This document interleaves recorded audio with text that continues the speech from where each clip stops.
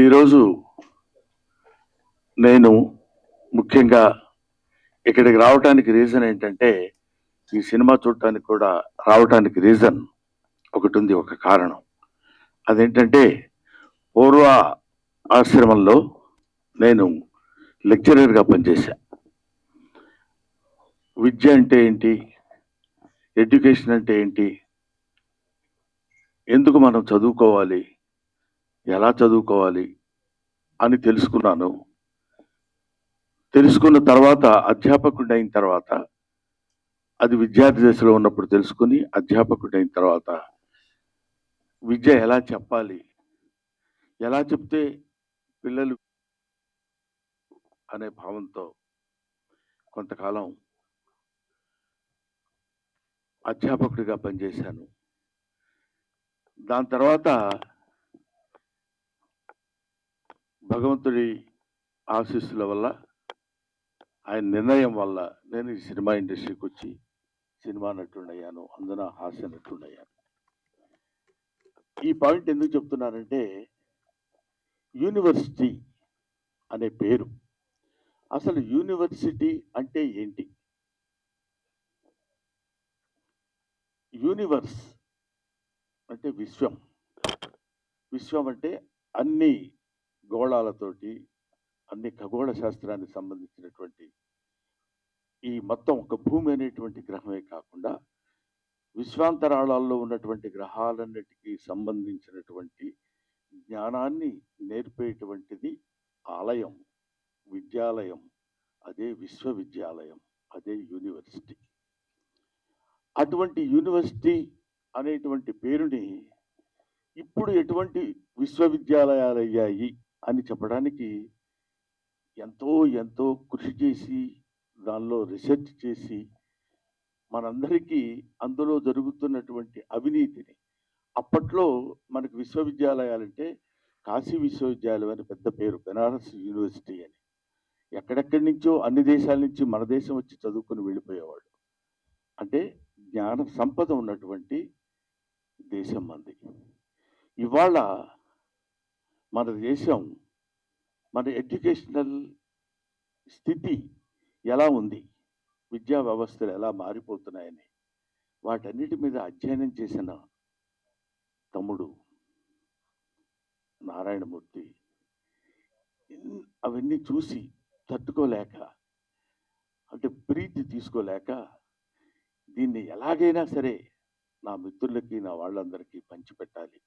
ఎందుకంటే ఈయన ఒక తేనెటీగ లాంటి మనిషి. తిరుగుతుంటాడు అన్ని చోట్లకి వెళ్ళి తేనె పువ్వు చేసుకుని వచ్చి తలా ఒక చుక్క చేతిలో పెట్టాలనేటువంటి మహాసంకల్పం ఉన్న మంచి మనిషి. ఎందుకంటే మీకు అందమైన హీరో ఎవరైనా అడిగితే, నాకు అందమైన హీరో ఎవరు అని చెప్పమంటే నేను నారాయణమూర్తి పేరు చెప్తాను. అందం అంటే ఇక్కడ glamour, 6 feet height, curling hair, బ్రహ్మాండమైన ఇది, ఆ తర్వాత మంచి డ్రెస్సింగ్, అలాంటి అందం కాదు. మదర్ తెరిసాని, మీకు అందమైన వ్యక్తి ఎవరమ్మా, ఎవరు మీకు అందంగా కనిపిస్తారని అడిగితే, ఎవరి మనసుల్లో సేవాభావం ఉంటుందో, ఎవరి కళ్ళలో దయాగుణం ఉంటుందో ఆ వ్యక్తి, ఆ జీవి అందమైంది అని చెప్పింది.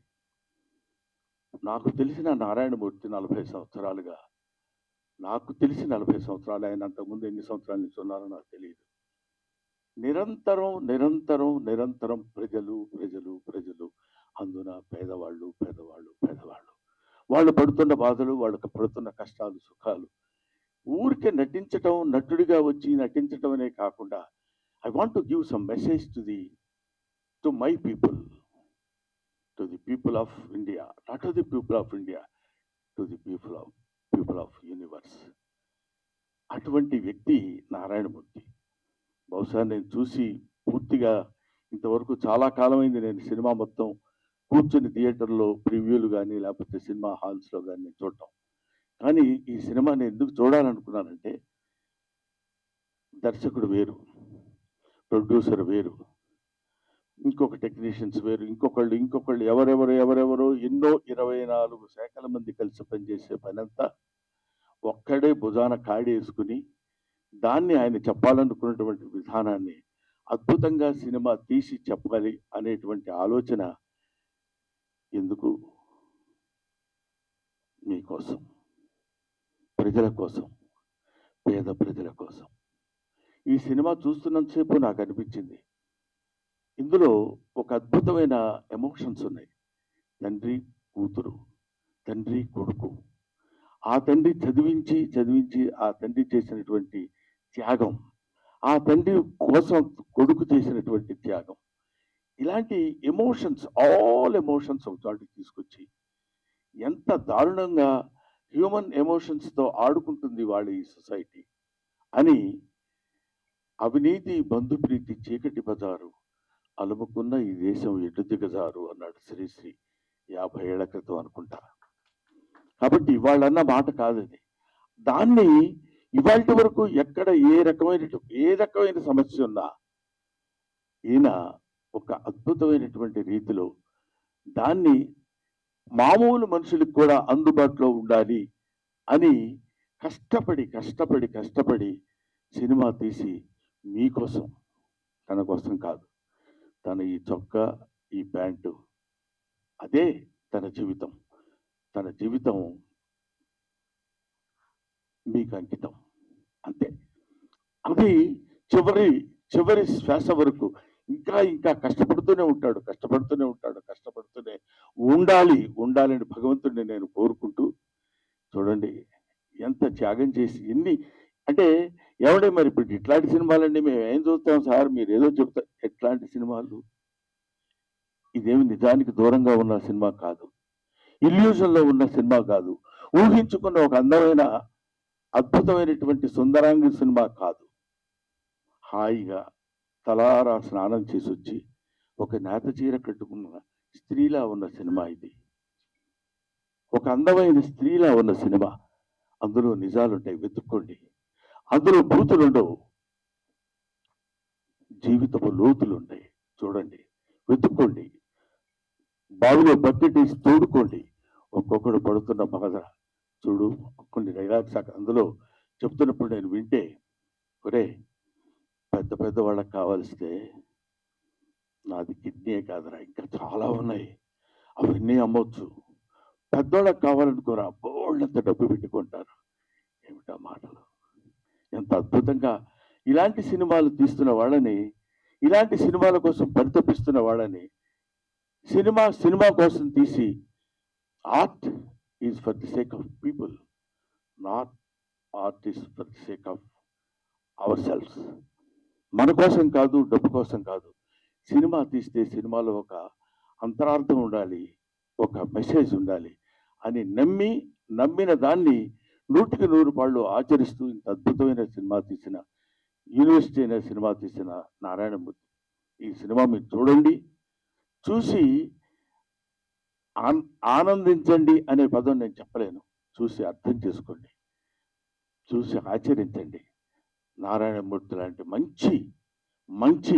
మంచితనం, మానవత్వం పరిమళించిన నారాయణమూర్తిని ఆశీర్వదించండి.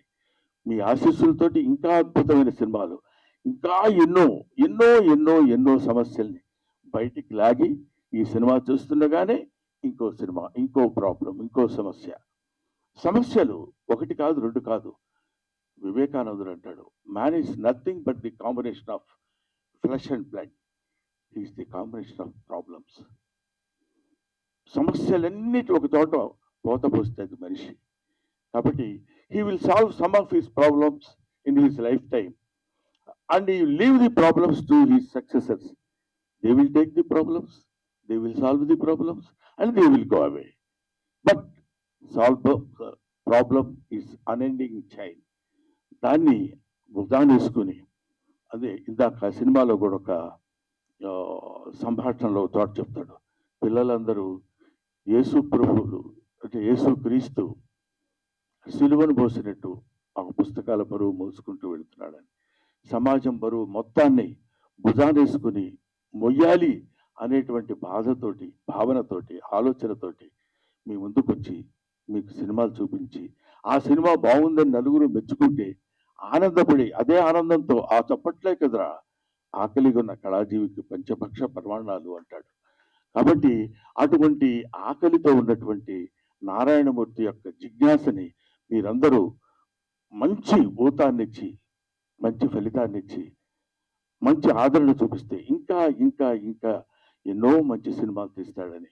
ఇలాంటి యూనివర్సిటీ లాంటి సినిమాలే కాదు, ఎక్కడ ఎక్కడ ఎక్కడెక్కడ కన్ను రవిగానలతో కవిగాంచునయ్యాడని అంటాడు. సూర్యుడు కనిపించినటువంటి ప్రదేశాల్లో కూడా వెళ్ళి నిజంగా ఆ సినిమాలో చెప్తుంటే పేపర్ లీకేజ్ మామూలు విషయం అది.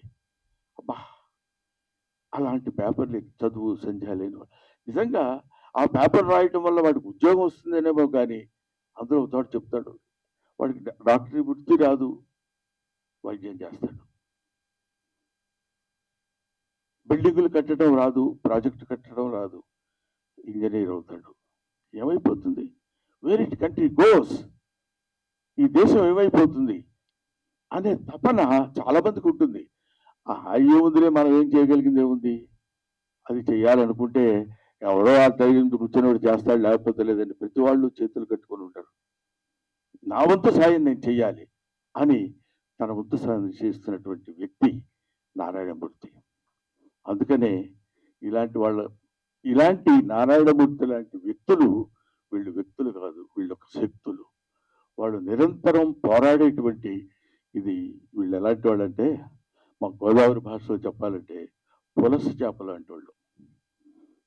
పులస చేపకి చాలా వాల్యూ ఉంటుంది, విపరీతమైన ఖర్చు, అంత రేటు ఉంటుంది. ఎందుకు ఉంటుందంటే ఒకసారి ఒళ్ళంతా గగ్గు పొడిచి, పాపం అయ్యో అమ్మాయి చచ్చిపోయింది, అయ్యో వాడిని అలా చంపేశారే, అయ్యో వీడిని ఇలా అని వీళ్ళ అకృత్య విన్యాసాలకి బలైపోయినటువంటి వత్సులు ఎంతోమంది మహానుభావులు, పిల్లలు, పసివాళ్ళు ఉన్నారే. వాళ్ళ కోసమైనా మీరు ఈ సినిమా చూడండి. మీరు ఒక్క ఆలోచన, అబ్బా నిజమే కదా, మనం కూడా ఇలా ఉండకూడదు. చూడండి, తండ్రి రారాని వీడు మాస్టారు సారీ చెప్తారు, మీరు సారీ కాదు, మీరు సారీ చెప్పి వెళ్ళిపోతే కుదరదండి అని ఆయన చేత డైలాగ్ చూపిస్తారు ఒక తండ్రి చేత. ఫంటాస్టిక్. ఏమైనా ఇటువంటి అద్భుతమైనటువంటి సినిమాలు ఇంకా ఇంకా ఎన్నో భవిష్యత్తులో నారాయణమూర్తి గారు తీసి ఆయన మీ ఆశీస్సులు పొంది చిరస్థాయిగా ఉండిపోవాలని మనస్ఫూర్తిగా నేను కోరుకుంటూ, దిస్ కంట్రీ మస్ట్ బి రీఎడ్యుకేటెడ్. ఈ దేశాన్ని మళ్ళీ బళ్ళో వేయాలి. Thank you very much.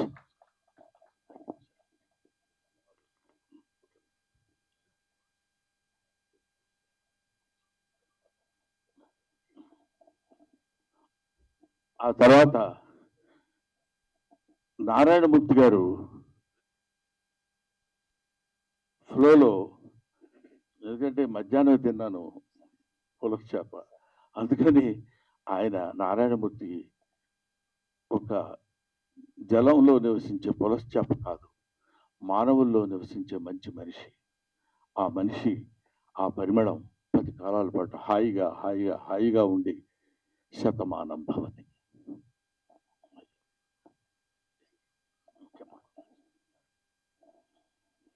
మీ ఆశీర్వాదానికి వందనాలు సార్. మిత్రులారా, మన తెలుగు చలచిత్ర పరిశ్రమలో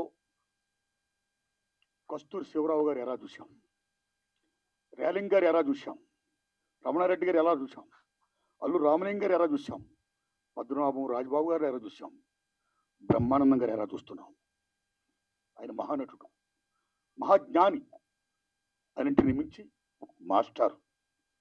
అందుకే నా యూనివర్సిటీ పేపర్ లీక్ సినిమాని, ఆ లోగోని బ్రహ్మానందం గారిని విజ్ఞప్తి సాయంతో నేను రిలీజ్ చేసుకున్నా. సినిమా రెడీ అయ్యింది, నేను వెళ్ళా, అయ్యా తమరి సినిమా చూడాలి, తమరికి ఏమాత్రం నచ్చినా సరే దయచి మీరు చెప్పాలి నాకు మంచి మాటలు, నా సినిమాకి అది ఎంతో హెల్ప్ అవుద్ది, ప్రమోట్ అవుద్ది అని నేను విజ్ఞప్తి చేసిన వెంటనే నా విజ్ఞప్తిని మన్నించి వారు రావడం, ఇంత బిజీలో కూడా రావడమే కాదు, సినిమా చూసి ఇంత బ్రహ్మాండంగా మెచ్చుకొని నన్ను ఆశీర్వదించడం, ఇంకా ఇలాంటి సినిమాలు తీయడానికి ప్రేక్షదేవులు నాకు శక్తిని ప్రసాదించాలని వారు మరి చెప్పడం, ఇవన్నీ నా గురించి ఆయన చెప్తుంటే నాకు నిజంగా ఆనంద బాష్పాలతో, ఆయన యొక్క ఆశీర్వాదానికి, నా పట్ల ఆయనకున్న అభిమానానికి, నా ఎడల ఆయన చూపిస్తున్న ఆదరణకి నేను పత్రికల ముందు, మీడియా ముందు ప్రేక్షకులారా, వారికి నేను శిరస్సు ఉంచి దండం పెడుతున్నా. Thanks lot sir. మిత్రులారా, యూనివర్సిటీ పేపర్ లీక్ ఈ సినిమా ఆగస్టు 22 తారీఖు రిలీజ్ అవుతుందండి. దయచేసి చూడండి, ఏమాత్రం బాగున్నా ఆదరించండి. నేను ఇంకేలా చిత్రాలు తీయడానికి శక్తిని ప్రసాదించండి. మీడియా మిత్రులారా, థ్యాంక్స్ లాట్. సతీష్ గారు, థ్యాంక్స్ లాట్. మీ అందరికీ నా వందనాలు చెప్తున్నా, వేల వందనాలు. ధన్యవాదం సార్. ఒక్క విషయం, ఇవాళ నేను గొప్పవాడిని చెప్పడం కోసం చెప్తున్నాను. నేను ఎంత గొప్పవాడిని అంటే, ఇవాళ మా రెండో అబ్బాయి వెడ్డింగ్ యానివర్సరీ. ఇప్పుడు ఇంట్లో ఫంక్షన్ జరుగుతుంది. యానివర్సరీ వాళ్ళంతా బంధువులు గిందువులు అందరూ వస్తారు కదా, ఏదో దానికి నేను ఆలోచించింది ఏంటంటే, గొప్పవాడిని ఊరికే వ్యంగ్యంగా అన్నాను, నిజంగా అనుకునేది పంపదీసి. అలా కాదు, నేను ఇక్కడ వచ్చి నారాయణమూర్తి గారికి ఇచ్చిన మాట ప్రకారం 18వ తారీఖున నేను ఈ కార్యక్రమానికి రావాలి అనే ఐడియాతో నేను వచ్చాను. ఎందుకంటే నారాయణమూర్తి గారు అంతటి మంచి పనులు నేను చేయలేను కూడా, చేస్తానో లేదో కూడా తెలియదు. కనీసం ఇలాంటి మంచి పనులు చేసే వాళ్ళ దగ్గరికి వచ్చి వాళ్ళ మంచి పని గురించి నలుగురికి చెప్పడం అనేది, దానికోసం పెద్ద భయంకరమైన త్యాగం చేసింది కూడా ఏం లేదు అనే ఆలోచనతో చెప్తున్నాను. ఇప్పుడు నేను అర్జెంటుగా మళ్ళీ అక్కడికి వెళ్ళి, వాళ్ళు ఏదో చిన్న ఫంక్షన్ లాంటిది ఉంటే, అది ఫ్యామిలీ ఫంక్షన్ కాబట్టి దానికి నేను వెళ్ళాలనే అభిప్రాయంతో నారాయణమూర్తి గారిని అభ్యర్థించి, ఇంత మంచి మనిషి, నిలువెల్లా మంచి మనిషి, ఇప్పుడు అంటే నేను కొన్ని చెప్పాలో వద్దో తెలియదు కానీ, బట్ నాకు తెలిసిన నారాయణమూర్తి గారు ఆ రోజు నుంచి ఈ రోజు వరకు అవే చెప్పులు, అవే ప్యాంట్ షర్టు, అదే ఆటో. ఒక్క సినిమా హిట్ అయితే ఏ రకంగా మనం ప్రవర్తిస్తున్నామో ఈ రోజుల్లో మనకు తెలుసు. 2 సినిమాల్లో మంచి పేరు వస్తే ఎలా ప్రవర్తిస్తున్నామో మనకు తెలుసు. ఒక దశాబ్దం కాలం మనం సినిమాల్లో ఉండి నటించి మంచి పేరు వస్తే మన ప్రవర్తన ఎలా ఉంటుందో మనకు తెలుసు. 5 సుదీర్ఘమైన దశాబ్దాలు, 40 సంవత్సరాల సుదీర్ఘమైనటువంటి దీనిలో ఎవరు ఎన్ని రకాలుగా ప్రలోభ పెట్టినా, నో ఎవరు మీ సినిమాలో నేను యాక్ట్ చేస్తా, వద్దు మీరేది సార్, మీరు స్టార్, మీరు అలా ఉండండి అని కాకుండా, ఇప్పుడు చూసిన ప్రతి క్యారెక్టరు మనకుతో పరిచయం ఉన్న క్యారెక్టర్, మన జీవితంతో వాళ్ళతో పాటు మనం సంచరిస్తున్న క్యారెక్టరు, వాళ్ళతో పాటు మనం ప్రయాణిస్తున్నటువంటి క్యారెక్టర్స్ తీసుకుని చెప్పాడు తప్ప స్టార్స్ని పెట్టి నేను సినిమా తీసి అద్భుతాలు క్రియేట్ చేయాల. ఎన్నో అద్భుతమైనటువంటి సినిమాలు తీసి ఆ రోజుల్లో నారాయణమూర్తి గారి సినిమా పడ్డ కొట్టుకుంటూ వచ్చేవాళ్ళు. ఇవాళ వరకు అలాగే వస్తూనే ఉన్నారు, వస్తారు, వచ్చి తీరతారు. అలాంటి సినిమాలే నారాయణమూర్తి గారు చేస్తారు. Thank you very much my dear Narayanamurthy. ఎలా పెట్టారో పేరు, నాకు వెంకటేశ్వర స్వామి అంటే ఇష్టం, నారాయణమూర్తి అంటే ఇష్టం. ధన్యవాదాలు మీకు.